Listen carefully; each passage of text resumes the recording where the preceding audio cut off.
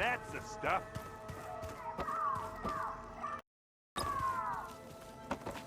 Ah, you thought I heard you come in. What's wrong with your shoulder? Yeah, it hurts a little. Yeah, maybe a lot. What'd you do? Well, I tried to arm wrestle with Catalo. Yeah, maybe that wasn't such a great idea. I was just curious to see if that new arm of his was as strong as it looked. Turns out it really is. I need to go. Whenever you're ready,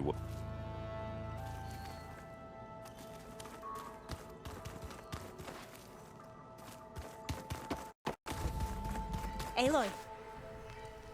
Aloy! I'm glad you're here. I wanted to give you this for helping me get the data on Leviathan. I didn't really know what to give you, so I asked Zoe what you might like. Thanks, Alpha. I'll put it to good use. Anything new around here? Catalo showed me the schematics for his new arm. I recall reading about robotic limbs within the Legacy, but I never thought I'd see one in action. Technology like that would be treasured back home. Think of what it could do for injured workers or soldiers. But knowing the Imperial family, they would use it for different purposes. Their own. Replacing body parts as they grow older. Like the Zeniths. Exactly. Have you looked through the data we recovered on Leviathan? There is much to sort through still, but I believe we'll be able to get it operational and turn back the floods. And I've given more thought to everything we've uncovered about the ancestors. The Overseers would have us believe they were infallible paragons. But Pharaoh wasn't. Not even close. His greed led to machines that devoured the world. The archive of the Old One's knowledge destroyed, just to erase his mistakes. So, when we learned that Eileen had a hand in covering up hundreds of deaths, I started to think they were all the same. Selfish, egotistical, cruel. But in the end, it's not that simple. The truth isn't a straight line of ink on a crisp scroll. It's a splatter, smudged and faded on stained parchment. I wish more Quen could see that, instead of looking the other way, or twisting the truth to serve their own schemes. I doubt Bohai would agree with you. No, nor the rest of the Board of Overseers. As Eileen said, it's easier to believe the lie is truth, but it's worth fighting for. And this diviner, at least, won't settle for anything less. For that, I thank you, Aloy. I gotta head out. I'll let you know when it's time to leave for Gemini. I can keep studying in the meantime.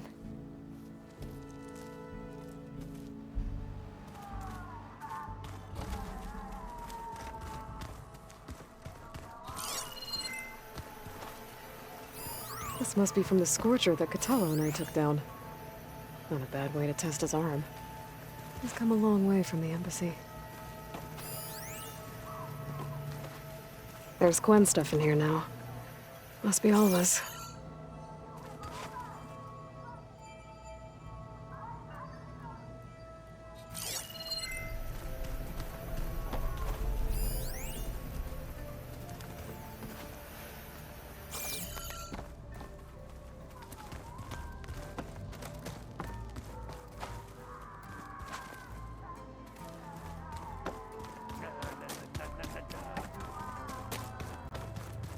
Training to the last minute. A soldier can never be too prepared. I bet people are curious about that new arm of yours. None more than our Quen ally, I assure you. She couldn't wait to take it apart and figure out how it works. I gave her the data I used to build the thing, hoping that would satisfy her curiosity instead. Good luck with that. Anything new going on I should know about? The Quen has been more insistent than usual, asking about the visions at the Grove. Her pursuit of knowledge is relentless. The Ten would have a hard time fighting her off. Just think of her like one of your chaplains. Yes, only more persistent. You nervous about the mission ahead? If I live, it will be in victory. What matters most is I'll do my best. I should go get... I will sharp...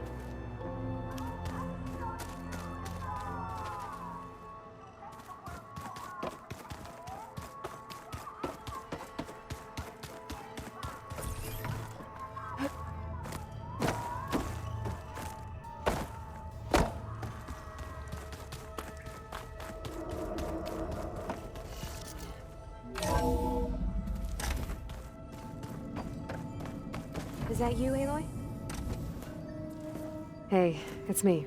Oh, I'm glad you're back. Did you want to discuss something?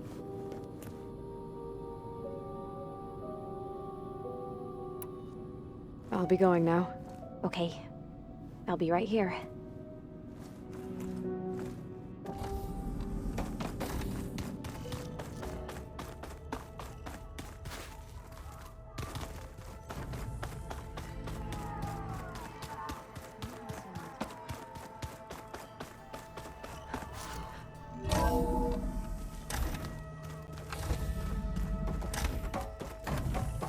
Welcome back.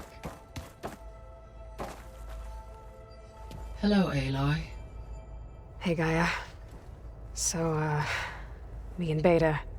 I guess you heard what happened. Yes. I am continuously impressed by the complexity of human relationships. Despite the unpleasant circumstances that led to your quarrel, I am pleased to see you have both found an agreeable resolution. Well, two heads are better than one, right? Yes, I believe so. Are you ready to depart for Cauldron Gemini? Or we can continue our conversation, if you like.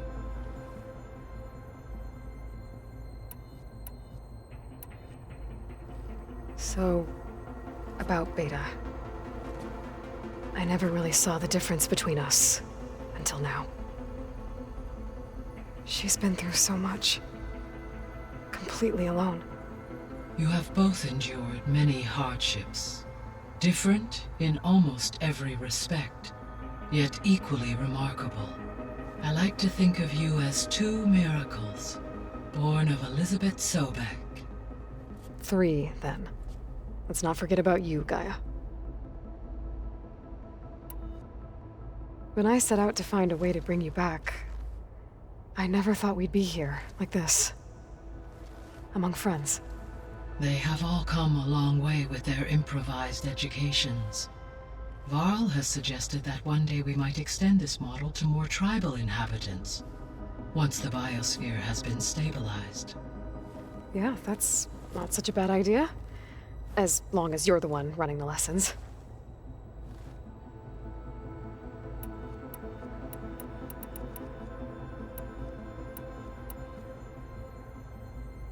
Gaia? What was Elizabeth like? Her presence is interwoven with my memories. The moment I came online, she was there. We exchanged greetings, names, then set to our task. It was the first of many conversations. I enjoyed being in her company, listening to her stories. She was my creator, my guide. Your friend. Yes. When I reviewed the data on your focus, I was saddened to learn of her fate. Though I am glad she made it home. I deeply wish she did not have to be alone. She was okay with that. She gave all of herself. Did all that she could. Thanks, Gaia. So what will happen to this place while we're at Gemini? All systems within this facility will continue to operate. As Minerva will no longer be masking this location, the facility will be exposed to detection. Though without my presence, it is unlikely to attract attention. Let's hope so.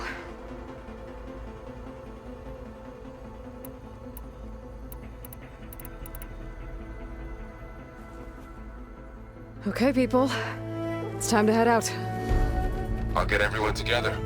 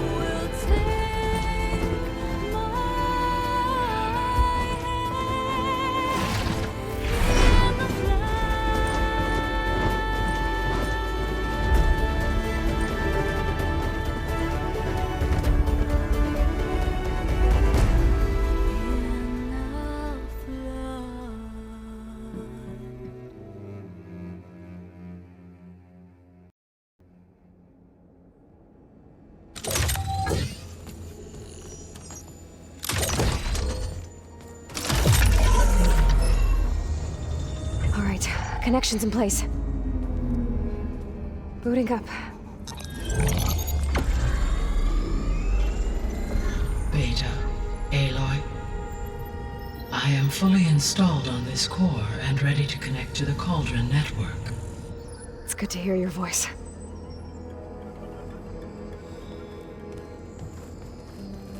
Errand, everyone. Fire your pulses and sound off. I'm at my cauldron. This thingy, it's blinking. Did I do it right? In position at my cauldron. My pulse generator is blinking also. That means they're working. I'm in position, and mine is too. Mine as well. Okay, radio silence until I give the all clear. Signing off.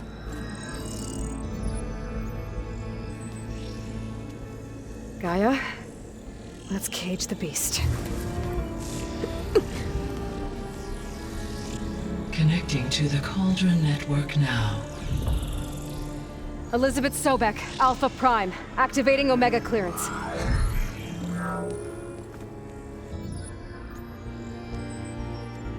Elizabeth Sobek, Alpha Prime, activating Omega clearance.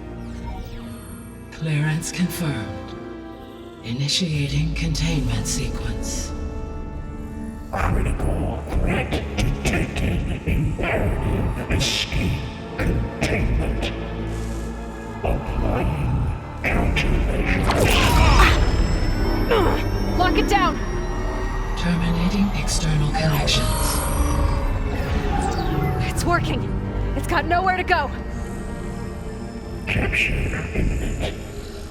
Initiating contingency 13F. Wait, what's that? Malware detected. Attempting to compensate. Containment.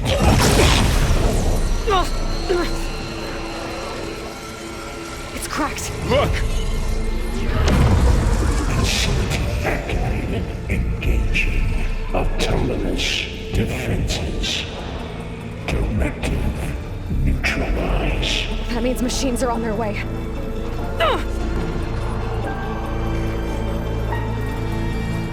Get ready! Here they come!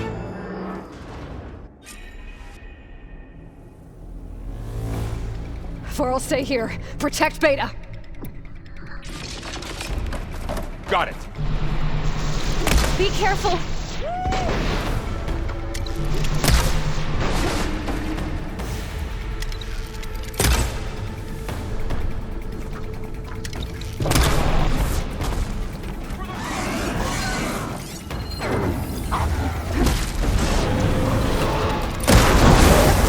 Weapon's mine if I can get you.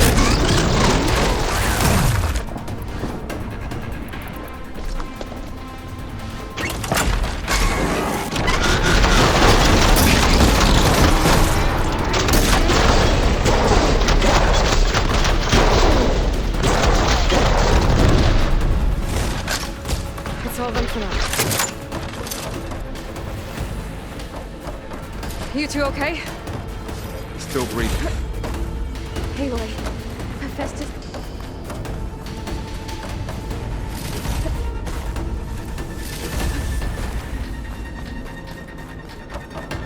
Aloy, Hephaestus can't escape, but it must have fled. Deeper into the facility. I'll drive it back here. I'll get the cracked core fixed in the meantime. Keep her safe.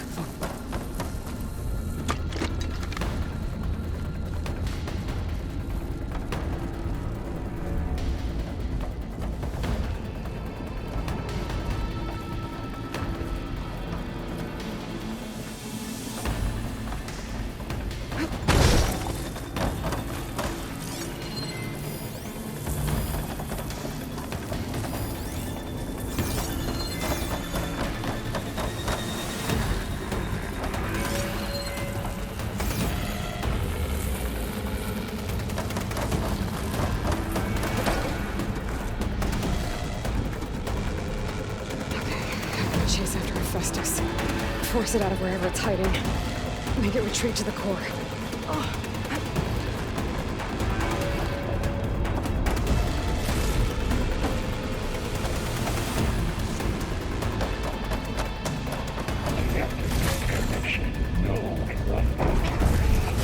No, you don't, Hephaestus!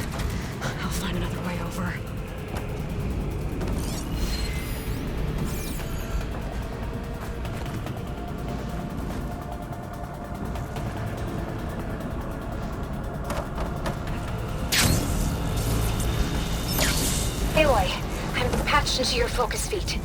You should know there's a huge power draw coming from the next chamber. Thanks for the heads up. I'm almost there.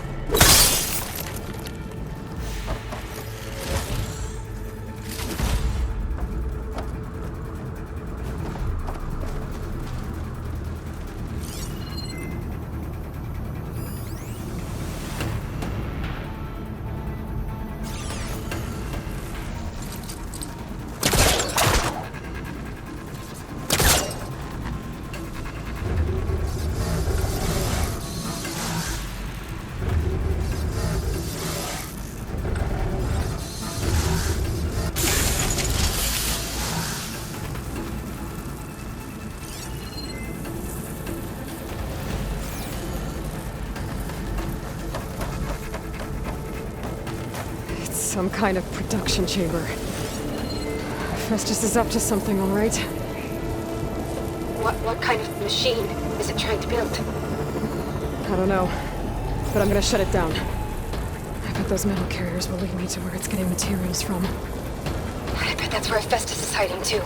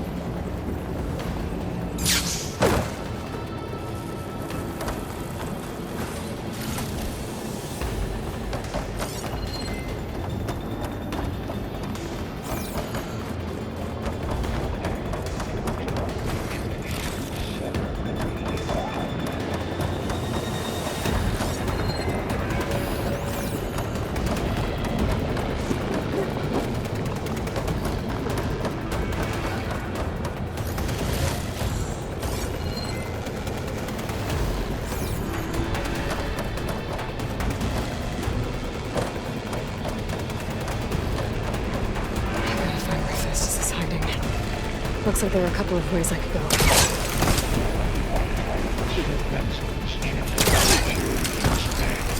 Well, that doesn't sound good.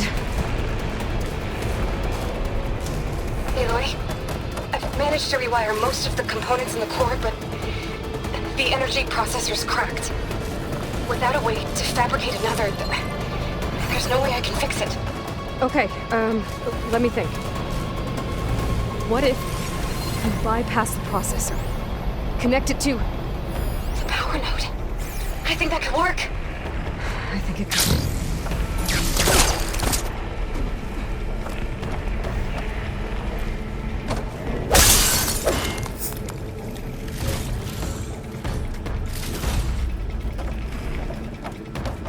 I might be able to catch a ride on the rail. Go over the shield.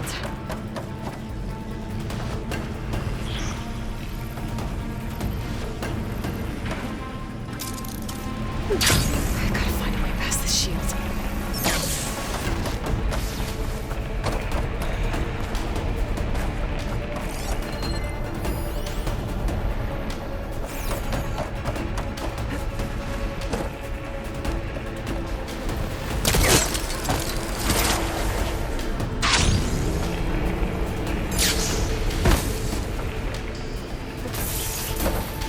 I should be able to catch a ride on one of those metal carriers.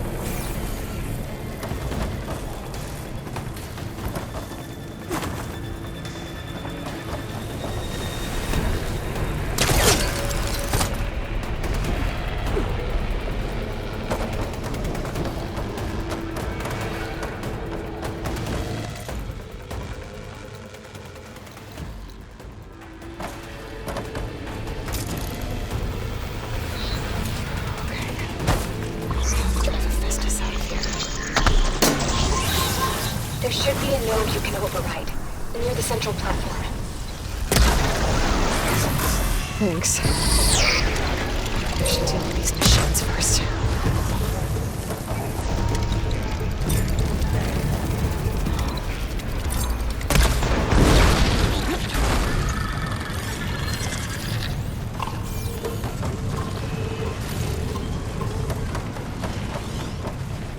Machines are making a beeline for another chamber. I better follow them.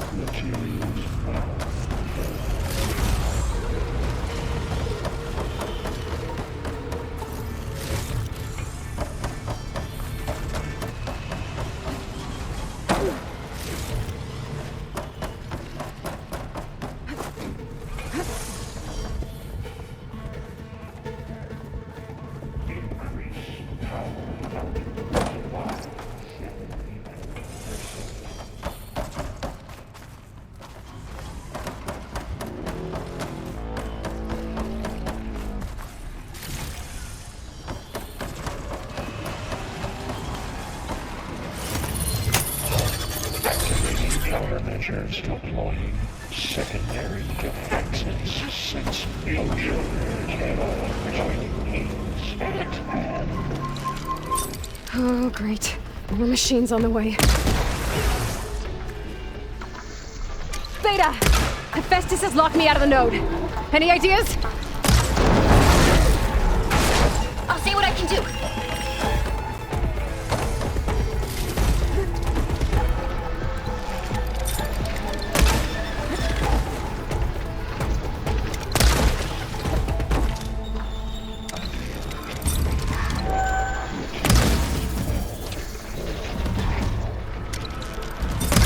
Them all.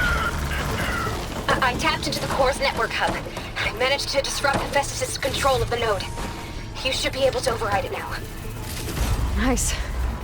Thanks.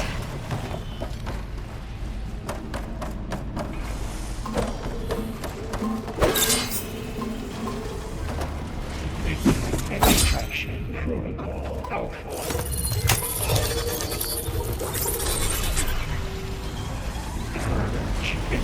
Retreating general materials bay, Pollux 5.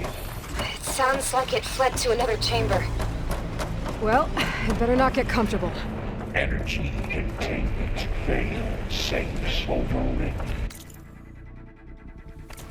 Great. Hephaestus covered the floor with lightning. I gotta find a way over it. Aloy! More machines keep coming! Please tell me you're getting close! I'm working on it. I've been smashing through a lot of machines on my side, too. I guess Aaron's missing out! Anyway, I'm making progress on the bypass, but I need something to hold the cycling module together. Maybe a ligament from one of the machine carcasses? Right. Or some luminous braiding. And you could reinforce it with a conversion cylinder. For increased connectivity! I think we can do this, Aloy.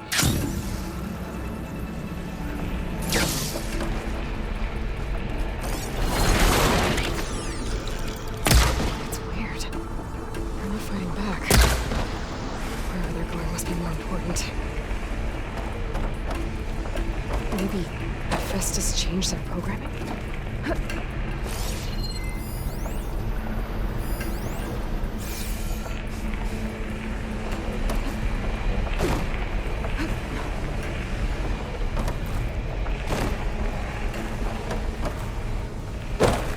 There has to be a way to get past the shield.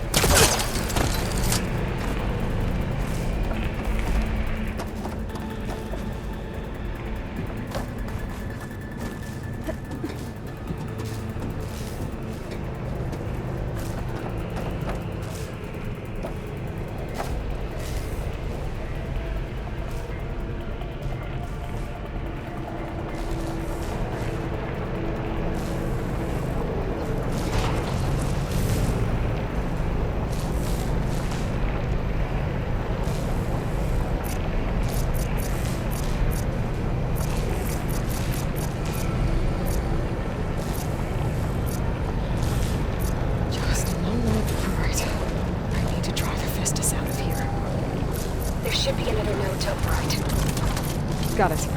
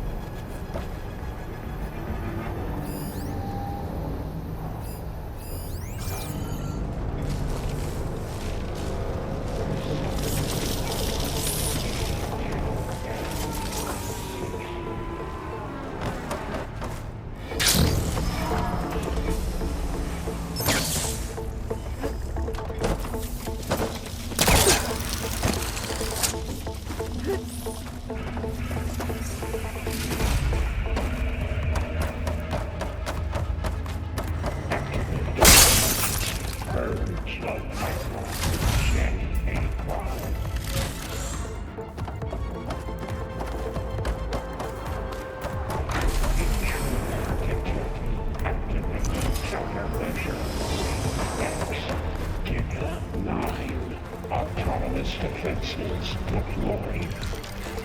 Oh, here we go again. Oh, that doesn't sound good. I'll try to get your access back.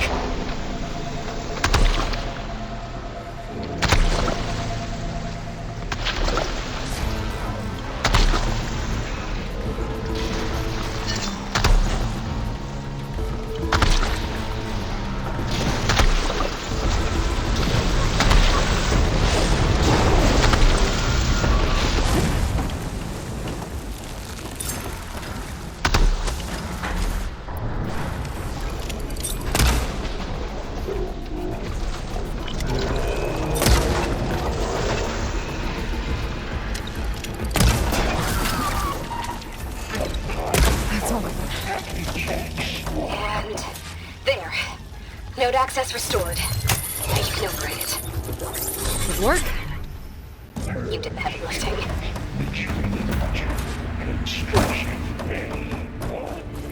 Okay. Festus is running out of places to hide. Aloy? I just registered a huge energy surge back in the production chamber. Something big is happening. Here too. Everything's glowing. The machine that Festus was building. It must have finished it. It's powerful, whatever it is. I'm almost done with the core repairs. Should we come to you? Maybe I could distract the machine if... No, Beta. Just stay where you are, okay? Handling the machine's my job. Okay. Be safe.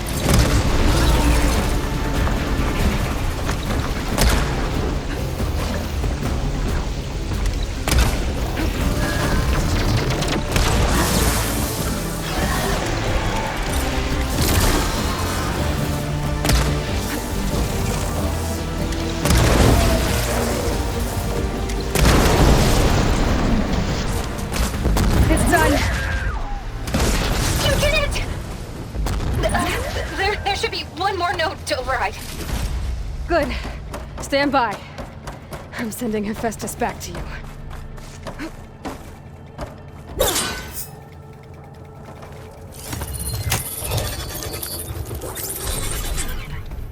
No more hiding, Hephaestus!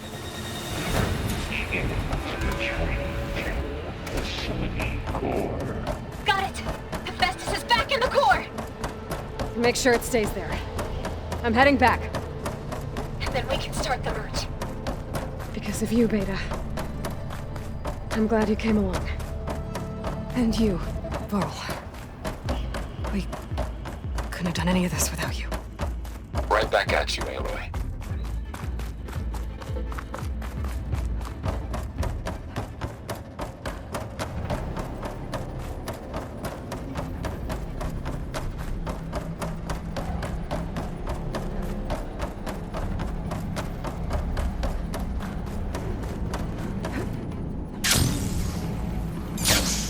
Aloy, the bypass is done. The core is stable. Hephaestus is 100% contained. And we better get started with the merge. It's all set up. Gaia, establish the link, please. Done.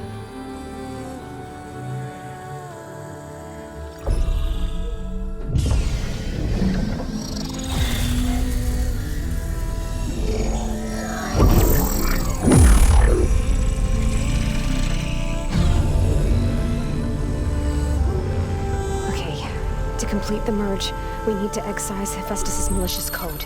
Carefully.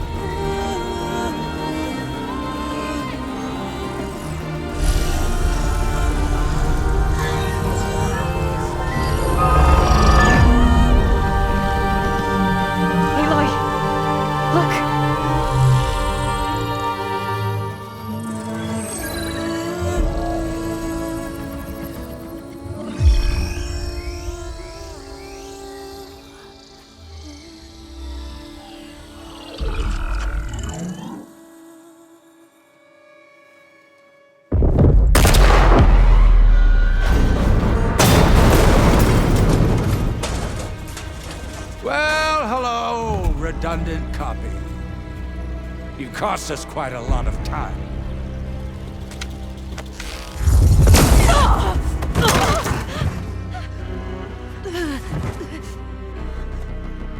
Eric, get Beta. And squash that bug while you're at it.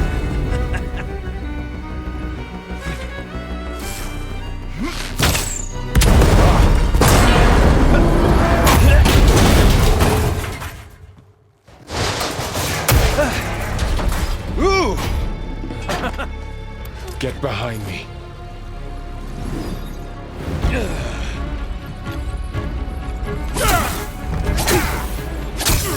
Come on! Quit screwing around. Now we're having fun, right?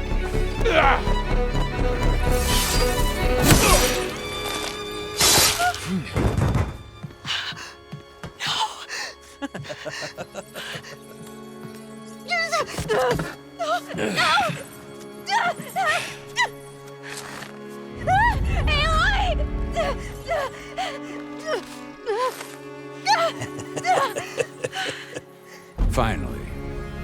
Tilda, get Gaia and Hephaestus ready for transport. Tilda! I failed. Hush. All is not lost. Tilda! What the hell are you doing? Stop her! I can't even see her!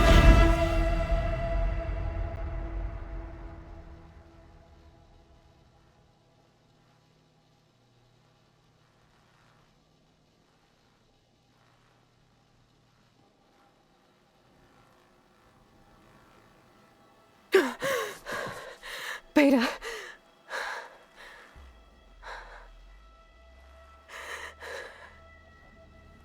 Varl.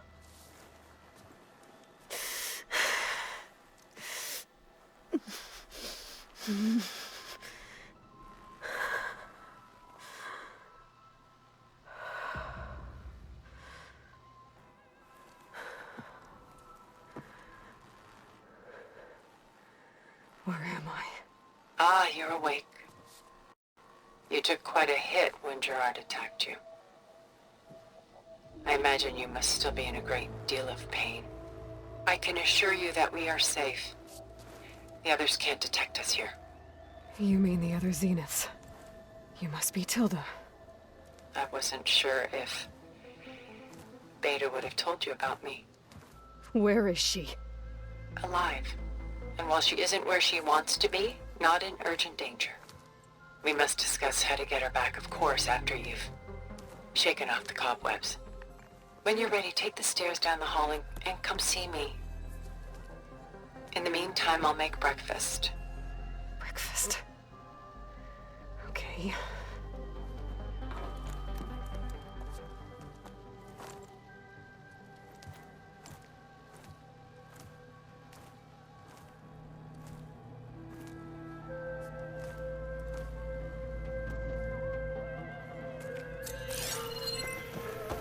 Why did Tilda bring me here?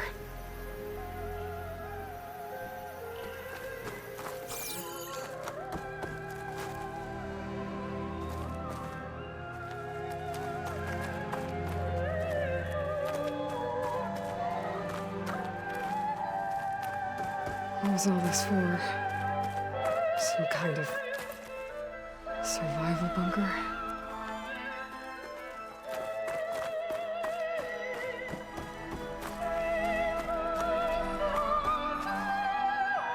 What is this?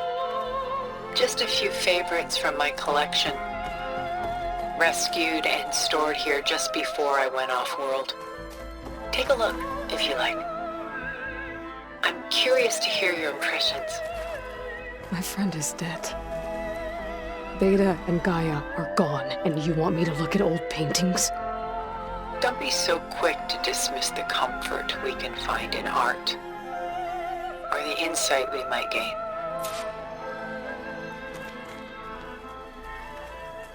My favorite pairing on the left is Woman Reading a Letter by Vermeer, a true master. And on the right is a forgery, Woman Reading Music, which fooled experts into believing it was a priceless original. Early in my career, I became fascinated with such deceptions. Eventually, I developed scanning software that could detect fakes with unparalleled accuracy. Is that how you made enough money to buy your way onto the Odyssey? Oh no. I made my real fortune later.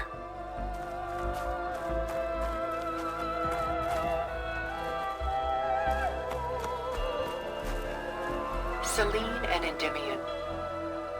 She's the goddess of the moon, whereas he's a simple shepherd. Beside her is the god of love, Cupid. So she's sneaking up on him? More like visiting him in secret. The torch that Cupid bears represents Selene's undying infatuation with him. Though the two must remain apart, her love will forever burn.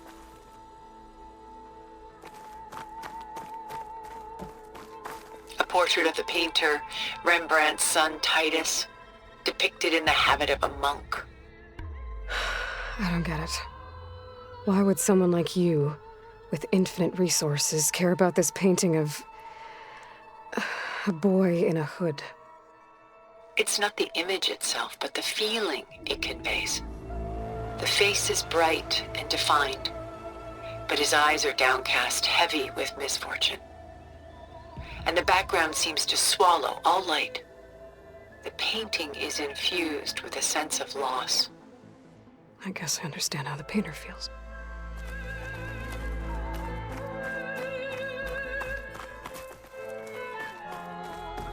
This is Rembrandt painting Jeremiah, a man in mourning. Mourning what? His home. The ancient city of Jerusalem. He foresaw its impending doom, but could do nothing to prevent it. So instead, he saved its treasures from destruction, just as I saved these works. You could say we're kindred spirits.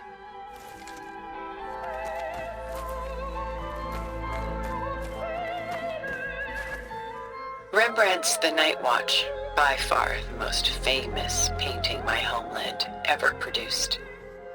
It was commissioned to honor a militia made up of influential citizens.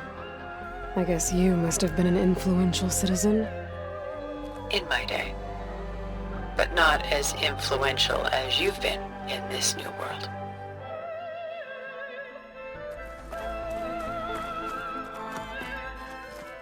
The Gust. By Willem van de Velde, the most famous of his many maritime paintings. A ship crossing into the unknown. I guess you're familiar with that. Indeed, which is why I appreciate this composition in particular. Though waves and wind threaten to destroy the ship, it perseveres, clinging to the light even as darkness closes in all around it.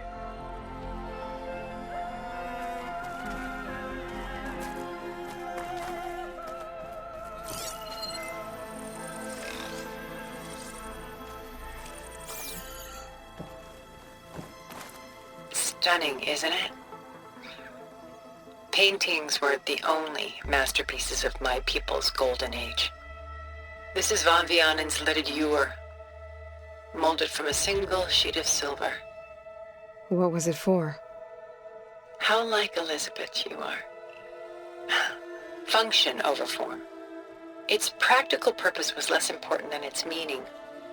Van Vianen created it in honor of his late brother, who himself was a famous silversmith. A memorial? Yes. Such beauty from sorrow. Done so soon? I've got more important things to worry about. We both do. There is much we are trying to save, not the least of which is in that vault. There's nothing wrong with savoring such treasures for a moment more. Or come upstairs and we'll get down to business. Your choice.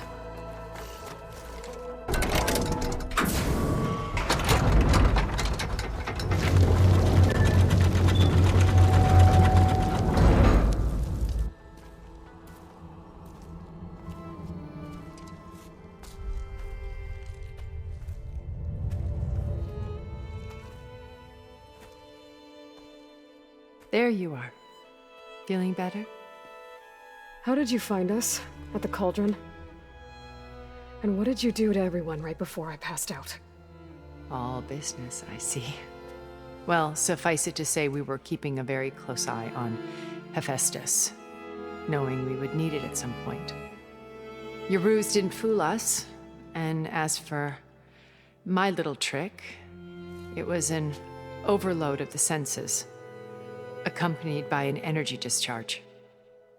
Gerard and Eric were only momentarily disoriented due to their shields, but it rendered you unconscious while I got you out. Perhaps some breakfast might steady you a bit?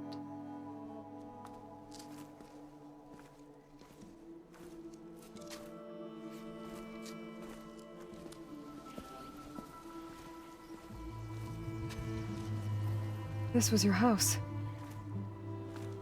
The one you recreated for Beta, in the data channel you shared. How perceptive of you. Please, this way. After everything your people have done, you think I'm just gonna sit down and have a chat with you? They're not my people. They never were, and especially not now. You shot off into space with them, and lived with them for 1,000 years before coming back. So what made you suddenly turn on them? Quite simply, this. My old focus. You repaired it? But that means you've seen... incredible things. What you've accomplished in 2 decades of life.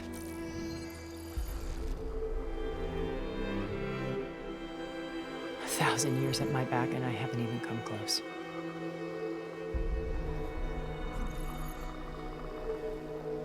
I'm sorry if I invaded your privacy, but I had to. In order to understand, to be enlightened. You truly are Elizabeth's blood. With her drive, her sense of mission, her integrity. Watching all this shamed me for the company that I've kept. Having seen it, all I want is to help you. Even if it means stopping your friends? Especially so. Please, sit down.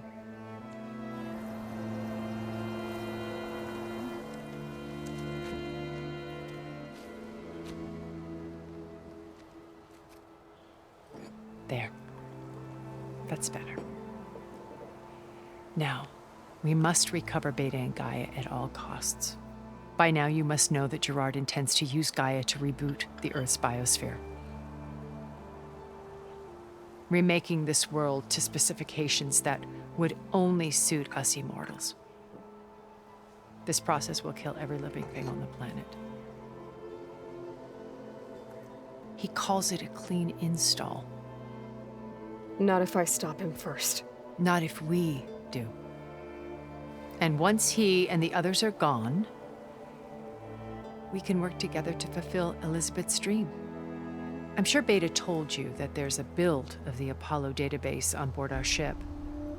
A complete collection of human knowledge. With that and Gaia, we could do everything Elizabeth wanted. Heal the biosphere, educate the people of this world, uplift them. Create the world she imagined. Let's not get ahead of ourselves. From what I've seen, your friends are invincible. I do wish you would stop calling them my friends. And they're not invincible. In fact, a friend of yours has found a way to defeat them. Silence. Oh, he's been a busy bee, building an army powerful enough to crash through Gerard's precious base. Yeah. Regala and her rebels. Even now, she's preparing a final march on the Tenakth capital. When she wins, she'll have the entire tribe under her control. Hundreds of warriors and machines to throw at the base.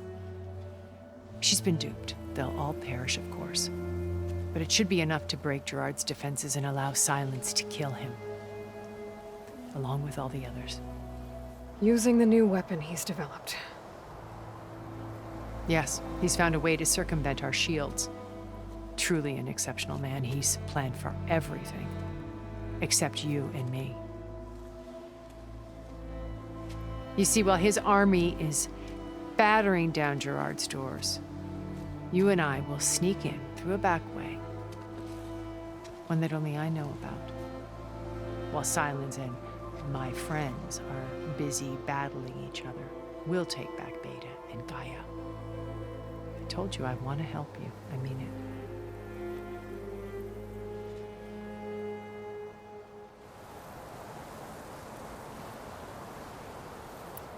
My old focus.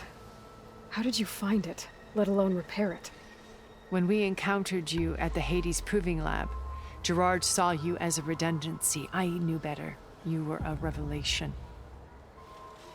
After your dramatic escape, bravo, by the way. Gerard and Eric assumed you were dead and gave up the hunt. I wasn't so sure. When the others were busy, I returned to the lab and searched for any trace of you. That's when I found this little treasure. Not easy to repair, but certainly worth the effort. As I watched your life unfold, you were like a splash of color on a worn canvas. What Liz was, and more. Did you show it to the others? Of course not. It was your actions that inspired me to defy them.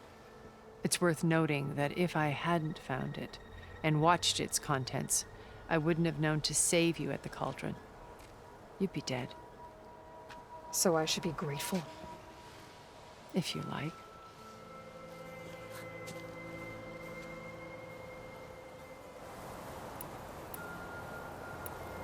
So you know all about me. What about you? What would you like to know? Well, start with your life on Earth. When I was 8, terrorists flooded my home city. Thousands drowned, my parents included. I was one of the few who survived. My guardian sent me to boarding school. Among my peers, I was the strange girl, the orphan to be avoided. All because of circumstances beyond my control. Oh. So we're a lot alike, huh? Aren't we? You were an outcast. But you didn't let that stop you from getting what you needed. Neither did I. I climbed my way out of desolation and used my wits to build a fortune. First, from the technical analysis of art and the detection of forgeries. Profitable expertise in those days. But as it turned out, the software I developed was even more useful for counterintelligence. From there, it was only a short step to gathering extremely valuable intelligence on my own. You were a spy?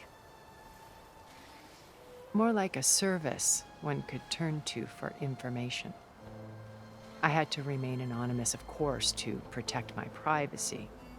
But despite that anonymity, Far Zenith inevitably sought me out. What happened when Far Zenith approached you? They painted an irresistible vision of humanity's future. One where we need not fear illness or death, where we explored the furthest reaches of the stars and thrived. It was only later that I realized that they only intended to bequeath this future to the rich and powerful. By the time I finally figured it out, the walls were closing in, Pharaoh's machines were devouring the Earth. So I accepted Far Zenith's invitation to a berth on the Odyssey. I wanted Liz to come, but she had nobler plans, as you well know.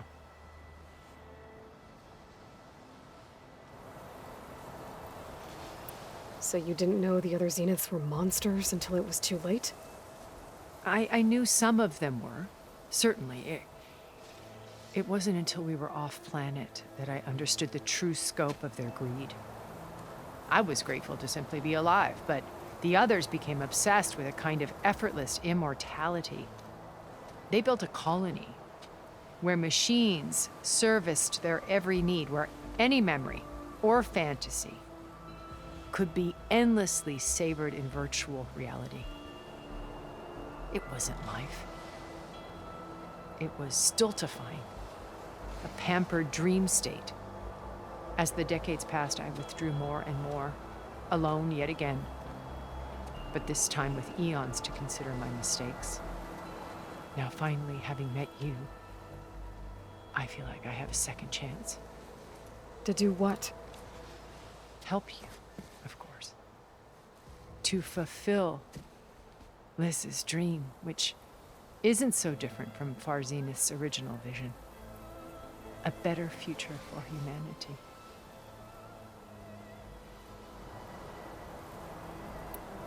You said Beta is not in urgent danger, so what are the Zeniths doing to her? Putting her to work. Merging Hephaestus with Gaia. A difficult, time-consuming task, as I'm sure you know. They will compel her if need be, but her life is not in danger. She's the only one who can do it. Because you people made her to be nothing but a tool. Gerard's idea, not mine. They always viewed me with suspicion when I attempted any form of kindness towards her. That's why I created the data channel. A virtual place where we could speak in peace. So this channel you shared with Beta, none of the other Zeniths ever found out about it? Gerard believes he's the most cunning of all of us. Even after 1,000 years, he still can't imagine that I would outwit him. The channel allowed me to interact with Beta away from their mistrustful eyes. It offered us a chance to be ourselves. Until you cut off all contact.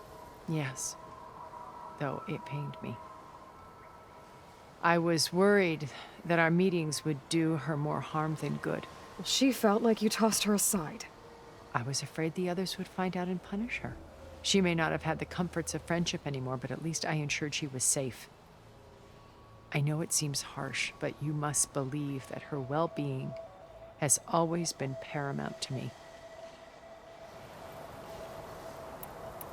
Why did you make the data channel look like this place? I built this house as a shelter to weather any storm. A safe place.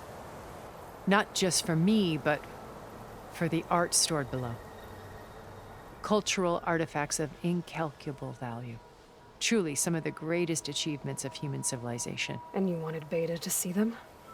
Yes. Her upbringing was so cold and technical.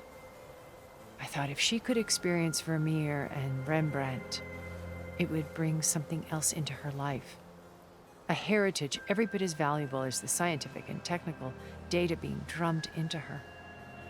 I'm sorry I had to cut off contact, but I'll never regret sharing this house with her. She needed its shelter even more than I did. Beta told me your colony was destroyed. That you came back to Earth because you had nowhere else to go. It's true. After we reached our destination, a planet in the Sirius star system, we spent decades building a new home. The physical constraints of Earth, the boundaries of mortality, gone. To think of what we could have done with it. It might have been a utopia. Instead, we stagnated, absorbed in effortless comforts and virtual realities. It took a cataclysm to finally yank us out of our stupor. What happened? A massive geological event. We knew of instabilities in the planet core, but we underestimated them. By the time the collapse was upon us, it was too late to stop it. Only a few of us made it to the ship in time. We set course for Earth, the only safe harbor left to us. Which you decided to make unsafe for anyone else. Not me. Gerard. He believes it's better to wipe the canvas clean than work around the smudges. No more primitive tribes, no more combat machines, only a blank slate to do with as he pleases. But we will stop him. All we have to do is get into that base. What exactly is your plan to sneak into the Zenith base? We will make use of a lesson I learned from an early age. Always know your exits. In this case, a place where Gerard's new construction meets the ancient foundation, a passage that only I can access.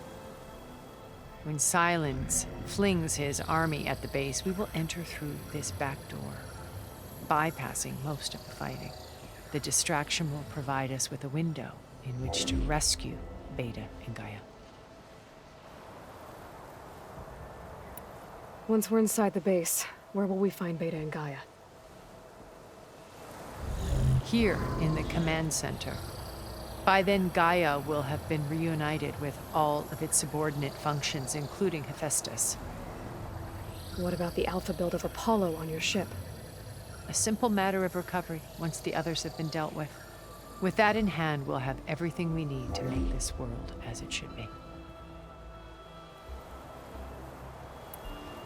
How do you know about Silence's plan? He isn't the only one adept at spyware. You hacked his focus? No, he's too careful for that. But his subordinates? Not so much. He gave additional focuses to the tribals he branded the Sons of Prometheus. The ones working with Regala. By tapping their focuses, I learned about most of his dealings. The distribution of override technology, the arming of Tanakh rebels, and the secret pact with Regala to attack Gerard's base. But how did he come up with a weapon that can take down your shields? That's the one thing I haven't been able to figure out, but However he did it, I'm quite certain it will work. With it and the Tenakth army, victory seems to be within his grasp. Such a shame he'll be disappointed. Regala's only interested in killing Hekarro and waging war on the Karja. What does she have to gain by attacking Zenith? It's the price she must pay for her war. Without the ability to override machines, her little rebellion would have languished in the desert. So she trades with the Sons of Prometheus. Machines to help her overthrow Hekarro. In exchange for an assault on the base. Pride has deluded her into thinking she can actually survive such a battle. And all without ever knowing who the Sons of Prometheus really answer to. Yet for all of Silence's brilliance, still he underestimates you. That blind spot is what will allow us to take Beta and Gaia right out from under him. While hundreds of Tenakth are cut down outside. So you knew Elizabeth. What was she like? Liz was everything she was. I see in you. And more. Your ingenuity, your determination, your moral compass. You've managed to distill her greatest qualities and make them your own. I'm not asking about me. Tell me about Elizabeth. What was she really like? The honest answer is that I don't actually know. For all the time that I spent with her, she always kept a part of herself locked away. It was like that from the moment we met. So when you met Elizabeth, she was what? Distant? Aloof? Not aloof. Not exactly. It was a summit in Paris about machine learning, a touchy subject in those days, because regulatory authorities were just starting to clamp down on AIs. Liz gave the keynote address. She had already achieved great renown for her work in automated environmental reclamation. But in her address, she was just starting to imagine the next step. An AI-driven system that wouldn't just act on its programming, but actually take responsibility for its sphere of influence. To care about life. Not just follow orders. Revolutionary stuff. I was fascinated. And I wanted to meet her for a long time. I watched her after her talk. She had spoken with such moral authority, such empathy. But after that, she retreated. I could tell she felt uncomfortable with all of her admirers. It was as if giving the talk had cost her something. I didn't want to be a pest, so I planned my approach carefully. So how did you finally approach Elizabeth after her talk? I picked the right moment. The morning of the next day, right as she came back to the conference, she had just had her coffee. She was fresh, rested. It was like she had braced herself for the onslaught of colleagues. I asked if I could walk with her, then put forth a question about her talk that I thought was intelligent. Her answer made me realize it wasn't, but she was very welcoming. Almost as if we were previously acquainted. It was only halfway through the conversation that I realized she knew exactly who I was. It was quite a shock to me. My business was trafficking in secrets, and I took great pains to protect my anonymity. So that was Liz, perpetually one step ahead. I came to view our meeting as a metaphor for our friendship. She always seemed to know me far better than I knew her. I guess I know the feeling.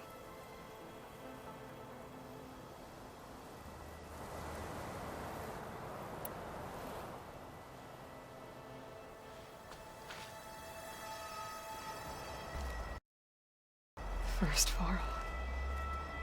Now Hekarro and the Tenakth. Your plan would wipe out an entire tribe.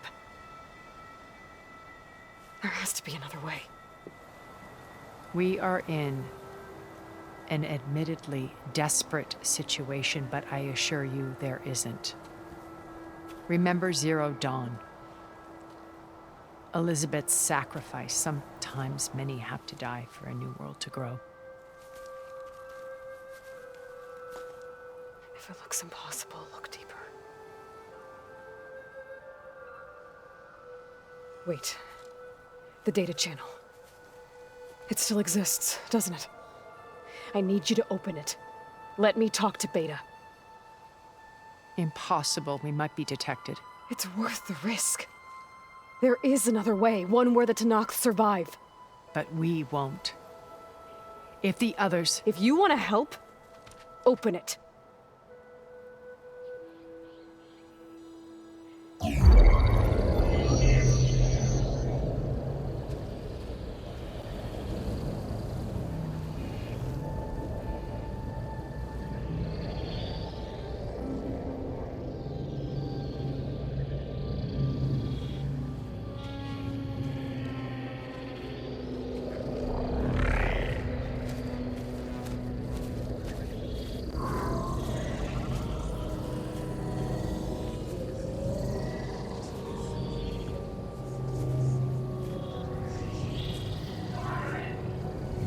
What are they doing to her? Virtual reality dissociation. The manual merge of Hephaestus will take hours upon hours of tedious micromanagement. If she resists the work, they run simulations to induce feelings of isolation and despair. Beta, can you hear me? You're alive. They're watching me. I can't hold up this extra projection for long. You should have killed me. No. No, look at me. I'm coming for you. I promise, okay? I just need you to hold out a little while longer and work on the merge.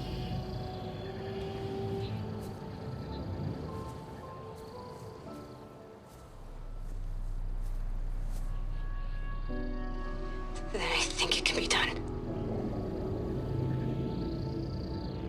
I'll contact again when it's time. Can you hold on? As long as I know you're coming for me, I can endure anything.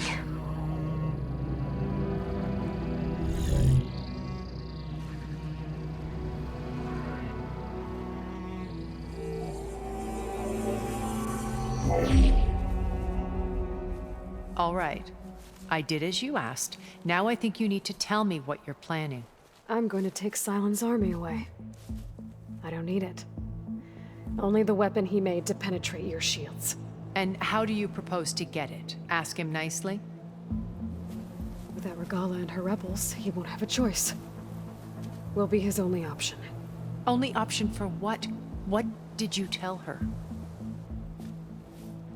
That is between me and my sister. We'll be Silent's only option for crashing that base. I'll tell you the rest later. But first, there are a couple of things I have to do. Oh. And what are those? Lay my friend to rest. And then I'm going to use the override that Beta gave me at Gemini to put an end to Regala's rebellion. From the air. Wait. Since you insist on doing things your way, I know of something that will truly help you make a grand entrance with the Tanakh. The ancient Horus Titans still possess electromagnetic energy cells as part of their arsenal. Drop one of those on Regala's army and they'll receive quite a surprise.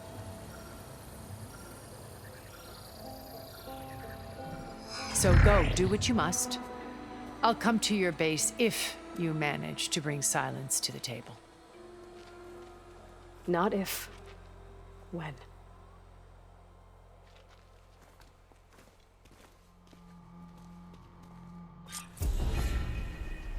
Erend, are you there? Aloy! Aloy, is that really you? Yeah, it's me. Where's everyone else? We're all... we're back at base. What happened? It might be easier to explain in person. I'll try to join you there when I can. Okay. We'll wait here for you. It's good to hear your voice, Aloy.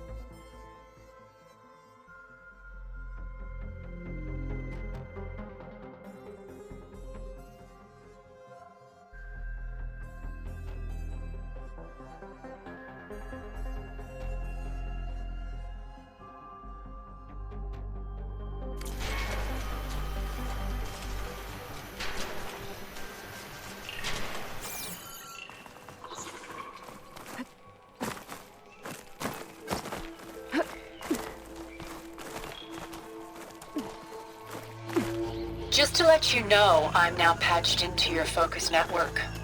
Great. I take it the other Zeniths can't hear us? Of course not. And they don't know about your base either, in case you were wondering. I've sent you data on the Horus energy cells you can use against Regala's forces. Reach out to me when you're ready to acquire one. Understood.